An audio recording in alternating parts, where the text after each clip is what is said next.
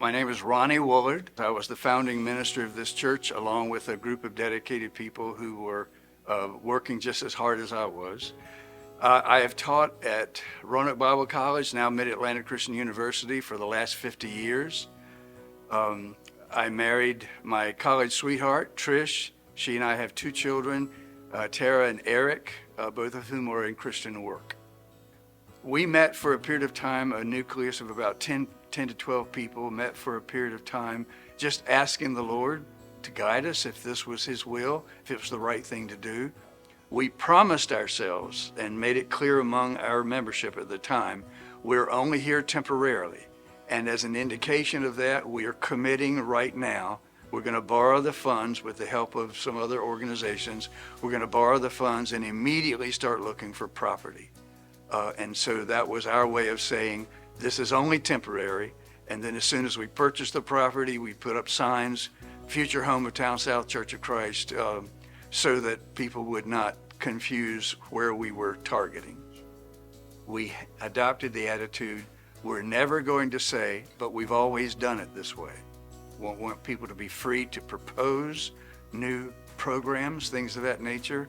We'll discuss it, but the door won't automatically slam just because, well, we've never done it that way. And so when it comes to our worship music, that's gone through different stages in terms of its being traditional versus non-traditional, and a host of other areas where that's been true. This piece of property where we're currently located was not available at the time that we were looking. There was a tract of farmland on around the curve of Pear Tree Road, about a mile down that way. And we knew the landowner, and we approached him, and he was open to selling it at a price that we could afford.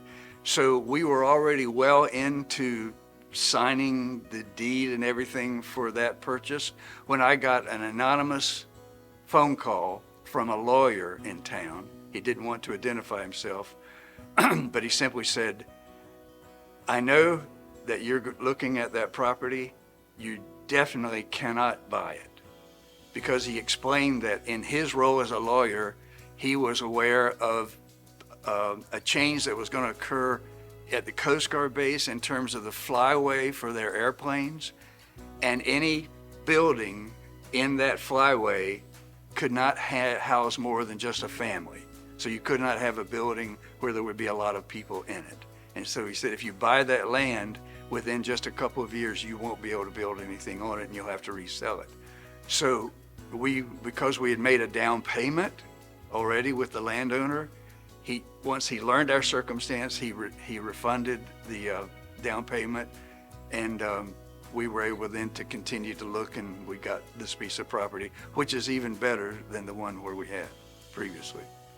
So we were targeting, this area seemed to be developing with houses, and we wanted to be in the midst of housing developments for young families, and so it was ideal, and God was protecting us unquestionably. Now, another huge milestone was the erection of this building. We visited a bunch of churches that had just started within the last few years. We wanted to hear them explain to us, what would you do differently if you had to make a decision about your building? And so we gleaned as much of practical knowledge from them as we could, and then that led to our decision to build a non-traditional building. Making that decision based on our interviews with others was certainly a big decision in the design of the building.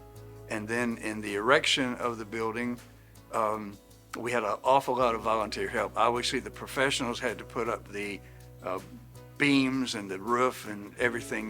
The building was dried in, but from that point on, with carpenters like Dan Lease within our congregation and others with that kind of professional skill and willing volunteers, we were able to start finishing the inside. We finished the first floor and then didn't use the second floor for a period of time until we had enough funds to move upstairs and complete those.